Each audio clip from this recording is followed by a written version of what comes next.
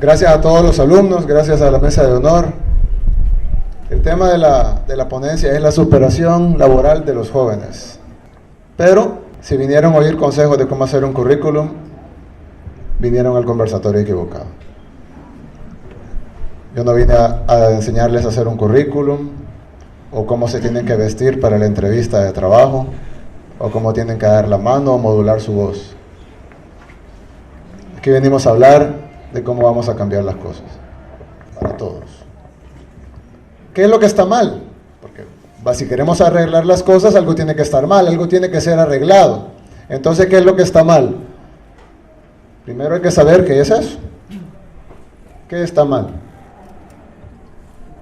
¿Cuál es la causa del problema? Porque si les pregunto los problemas, todos los entienden. Los problemas son la pobreza, el desempleo, la falta de oportunidades. Todos han de entender los problemas, todos los entendemos. La delincuencia. Pero, ¿cuál es la causa de ese problema? ¿Qué es lo que hace que esos problemas existan? Entonces, alguien como buena persona de izquierda pudiera decir la oligarquía. La oligarquía es la culpable, porque ellos vinieron en barcos hace 500 años, se apropiaron de las cosas y esclavizaron a la gente. Es verdad. Es verdad, el que diga que es mentira, miente. Pero esa ya no es la causa de los problemas. La oligarquía ya no tiene todo el poder. No tienen el gobierno, tenemos elecciones libres, es decir, ellos no tienen todo el poder. Para poder seguir mandando, nosotros tenemos que permitírselos. Entonces el problema no es la oligarquía en sí. Alguien pudiera decir, bueno, si no es la oligarquía, entonces el problema es el gobierno. Si este gobierno no ha hecho nada. Y puede ser verdad. Pero los gobiernos los ponemos nosotros. Los gobiernos dependen del país. Los gobiernos funcionan dentro de un sistema. Entonces no puede ser solo el gobierno el problema. Entonces alguien puede decir, bueno, el problema entonces es la educación. El problema es que los salvadoreños no estamos lo suficientemente educados para elegir buenos líderes. Y esos líderes nos van a llevar a un mejor futuro. Necesitamos educación. Y es cierto, necesitamos educación. Pero ¿por qué no la demandamos? Porque si tenemos elecciones libres, no son perfectas, pero son libres. Prueba está en que el 2009 Arena entregó el poder y prueba está en el que en 2012 el FMLN, que estaba en el poder del Ejecutivo, entregó la mayor cantidad de alcaldías importantes del país. Entonces, tenemos elecciones, nosotros votamos, somos más fuertes que cualquier oligarquía o cualquier gobierno. Entonces, ¿por qué no cambiamos la educación? Entonces sí, la educación es un problema, pero ese no es la causa del problema de nuestro país. Entonces, alguien diría, son los medios de comunicación que nos están adoctrinando toda la vida. Nos dicen qué es lo que tenemos que hacer, nos dicen qué es lo que tenemos que usar, nos dicen qué es lo que tenemos que comer, qué es lo que tenemos que comprar, y es cierto. Pero depende de nosotros, porque nadie nos obliga a encender la televisión, nadie nos obliga a leer uno de esos periódicos. Si lo vamos a ver, nadie nos obliga a que les hagamos caso. Entonces el problema no son los medios de comunicación, debe ser algo más que los medios de comunicación. Entonces, ¿cuál es el problema? ¿Cuál es la causa real del problema? Yo creo que el problema son los paradigmas. ¿Cómo es ese Pokémon? No, ¿cómo se come eso? No, ustedes que son universitarios ya sabrán que es paradigma. Pero yo el paradigma lo veo como algo un poco distinto. El paradigma es, en la definición que les traigo, es esas cosas que plantan en nuestra cabeza y que las hacen ver como verdades, aunque no son verdades, son todo lo contrario. Hay un paradigma, nos gobierna, ¿sí? Lo que sucede es que antes, y aquí algunas personas que vivieron un poquito antes,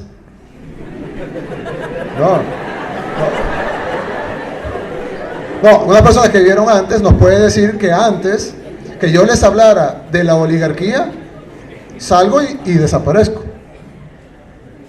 ¿Sí? Salgo de aquí y desaparezco.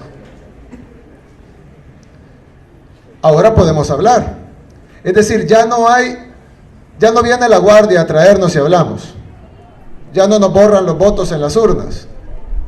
Entonces, ¿cómo pueden seguir gobernándonos si ya no tienen el poder? Ya no tienen el poder, ya no tienen las armas, ya no tienen todo lo que tenían antes. ¿Cómo pueden seguir gobernándonos? Entonces inventaron una serie de paradigmas, las plantaron en nuestras cabezas y ahora nosotros respondemos a esos paradigmas inmediatamente, instintivamente. Un paradigma, un ejemplo de paradigma. La política es mala. Bueno, aquí ya lo dijo. Bueno, se fue, pero aquí ya lo dijo. La política es mala. Entonces no se metan en ella. Como dijo un famoso político, jóvenes, no se metan en política, es mala, déjenmela a mí. Entonces lo que tenemos es un paradigma. La política es mala, por lo tanto ustedes no se metan. Bueno, ¿qué tal si cambiamos la política? ¿Qué tal si los jóvenes entran en política y en lugar de que sea política sea algo malo, lo convertimos en algo bueno? Ese debería ser el paradigma, no este. Este no es tan grave. La gente es pobre porque es perezosa. Eso yo lo he escuchado. Me decía alguien, una persona que quiero mucho, no lo voy a mencionar, pero me decía alguien, una vez estábamos leyendo el periódico, eso que se hacen llamar periódicos aquí, y decía, traen nicaragüenses y hondureños a cortar café. Nicaragüenses y hondureños. Entonces la persona que estaba leyendo la noticia me dijo, qué barbaridad, qué perezosos los salvadoreños. Tienen que traer nicaragüenses y hondureños a cortar café, porque los salvadoreños no quieren trabajar. Y entonces yo le dije, ¿y por qué no vas a cortarlo vos? No tenés trabajo. Te pagarían $95 al mes, libres, por trabajar de sol a sol. ¿Por qué no lo haces tú? No, yo no lo voy a hacer. Bueno, ellos tampoco. Es que el problema no es que sea perezoso. De todos modos, aunque trabaje con $95, no va a salir de la pobreza, ¿o sí? Entonces, la gente no es pobre por perezosa. Yo conozco mucha gente rica que es perezosa. Y conozco mucha gente pobre trabajadora. Hay gente trabajadora, hay gente perezosa, hay gente pobre y hay gente rica, pero las cuatro cosas no tienen nada que ver. Otro paradigma. Las empresas generan empleo. Ustedes ya han oído eso. Todos han escuchado, no, las empresas generan empleo. Necesitamos más empresas porque son las generadoras de empleo. Eso es mentira. Les voy a demostrar así que es mentira. Imagínense que hipotéticamente hay dos restaurantes. Ponen un restaurante de hamburguesas y enfrente ponen un restaurante de pizza. Y los dos dueños deciden que van a contratar 20 empleados cada uno. Están generando inicialmente el empleo, ahí sí. 20 empleados cada uno, 20 empleados para trabajar en el restaurante de hamburguesas y 20 empleados para trabajar en el restaurante de pizza. Pero ¿qué pasa? Digamos que la gente de San Miguel prefieren, ¿qué prefieren? ¿La pizza o la hamburguesa?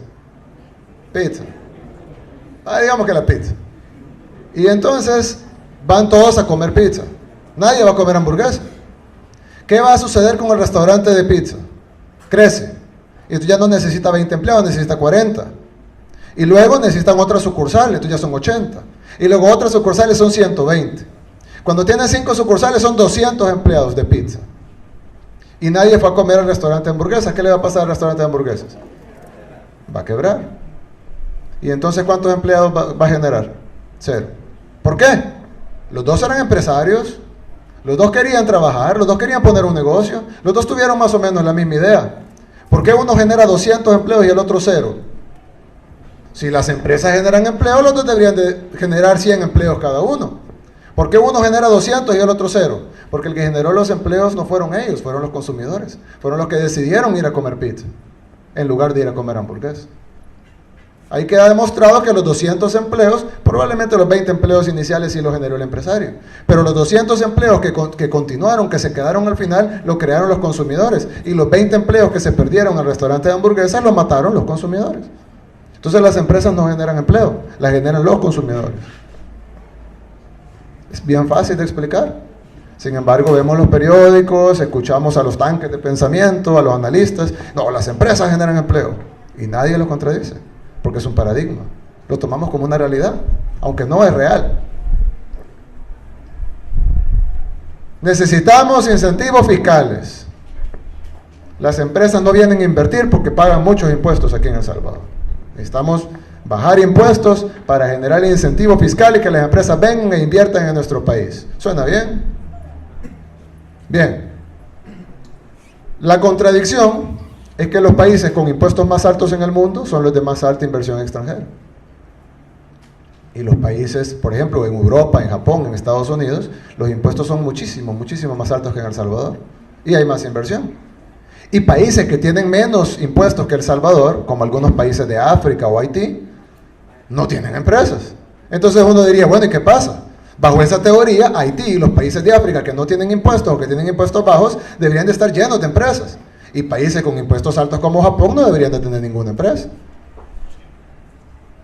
Los empresarios no invierten a donde es más barato. Si no, el municipio de Chirilagua tuviera la mayor cantidad de empresas. Los empresarios invierten donde es más rentable. Por eso es que San Salvador, el municipio con impuestos más altos del país, es el que tiene más inversión. Porque es más rentable invertir en San Salvador que invertir en Chirilagua. Entonces la realidad es que no tenemos que ser los más baratos. Además siempre va a haber alguien que nos va a ganar en barato. Siempre va a haber una maquila en Bangladesh que esté dispuesta a hacer más barato las cosas que nosotros. La clave es ser competitivo, pero para ser competitivo debemos de ser rentable. Debemos tener una población educada y un consumidor fuerte para que haya gente para trabajar en las empresas y haya consumidores que compren los productos. Entonces no es cierto que necesitamos incentivos fiscales. Ya he escuchado el despilfarro. Dicen, es que nuestro gobierno despilfarra el dinero. Miren, el presupuesto de la Universidad de Harvard, una universidad, es igual al de todo El Salvador. Igualito. Lo que ellos gastan en una universidad, aquí que estamos en la Universidad de El Salvador, lo que Harvard gasta en una universidad incluye todo el gobierno de El Salvador, todos los ministerios, la policía, la Fuerza Armada, todas las escuelas, esta universidad, todos los hospitales, todas las embajadas en el mundo, la Asamblea Legislativa, la Corte Suprema de Justicia, todos los juzgados, todos los programas sociales, todas las obras de infraestructura, construcción de calles, todo el gobierno, todos los decenas de miles de empleados del gobierno, todo el gobierno de El Salvador se sostiene con el mismo presupuesto que la Universidad de Harvard. Entonces, si algo necesita nuestro país es más despilfarro. Necesitamos invertir más en el país. Eso no exime de responsabilidad de los funcionarios corruptos. A los funcionarios corruptos metámoslos presos. Pero tenemos que invertir en el país. La excusa de que el funcionario es corrupto no puede ser excusa para no invertir en el país. Entonces el problema no es el despilfarro, sino la carencia de despilfarro. Y este es mi favorito, populismo. Ya no oí esa palabra, se oye feo. Yo escucho, la gente escucha populismo y dice, populismo. ¿Alguien quiere un presidente populista? Nadie. ¿Nadie? Bueno, yo sí. Yo les quiero pedir, después, cuando salgan de aquí, que agarren un diccionario y que busquen la definición de la palabra populismo.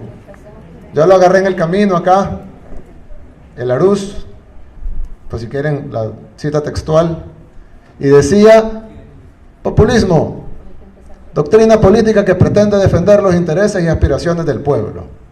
Eso es malo aquí en El Salvador.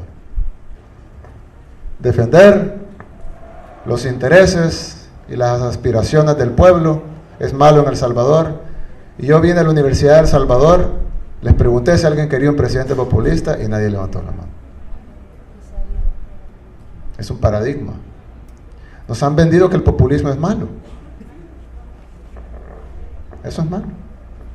Populismo. ¿Y qué es bueno entonces? Hay dos alternativas, dos cosas contrarias al populismo. Está el elitismo, que es la selección de la élite sacada de la masa y trabajar para ellos.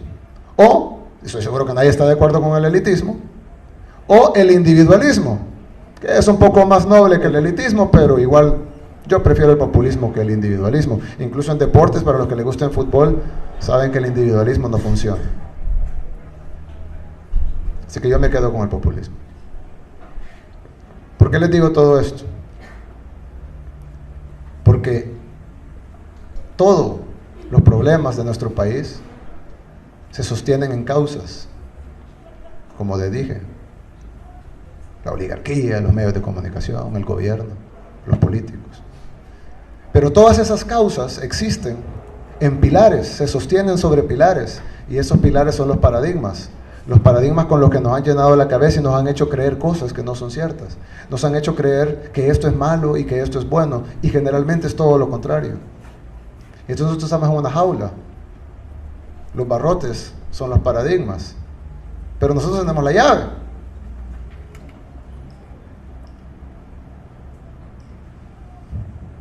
Romper los paradigmas.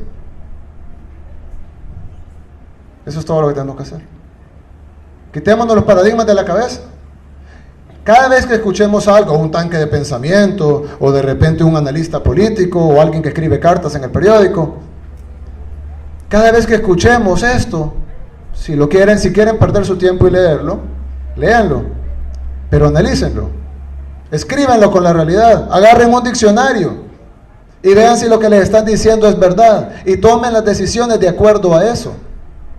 Si nosotros empezamos a tomar las decisiones de acuerdo a la realidad, no a paradigmas, entonces vamos a poder exigir educación, vamos a poder exigir un presupuesto decente para la universidad, vamos a poder exigir oportunidades, vamos a poder hacer las políticas correctas para que existan esas oportunidades. Vamos a dejar de llamarle despilfarro, darle vasos de leche a los niños. Y yo no vine a defender al gobierno, podemos acabarnos la ponencia criticándolo. Pero no critiquemos lo bueno, critiquemos lo malo. Yo criticaría, por ejemplo, que el presupuesto de la Universidad de El Salvador es muy pequeño. Yo criticaría, por ejemplo, que el presupuesto de educación es muy pequeño. No que es muy grande. Quitemos los uniformes porque así podemos pagar la calidad educativa. ¿Y por qué no podemos hacer las dos?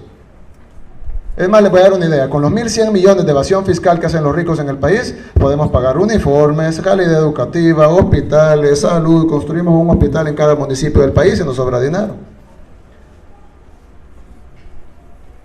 Ahí es donde tenemos que estar discutiendo. No en los uniformes, en los zapatos y el vaso de leche. Pero todo esto, nos podemos tirar media hora hablando de uniformes y zapatos y vasos de leche. Pero ese no es el problema, esa es la consecuencia de los paradigmas. Entonces, ya que aquí la mayoría son jóvenes, quitémonos los paradigmas, no los aceptemos. Cuando escuchemos algo, critiquémoslo, evaluémoslo 2 veces, preguntémonos por qué. Y entonces vamos a poder cambiar nuestro país. Muchas gracias.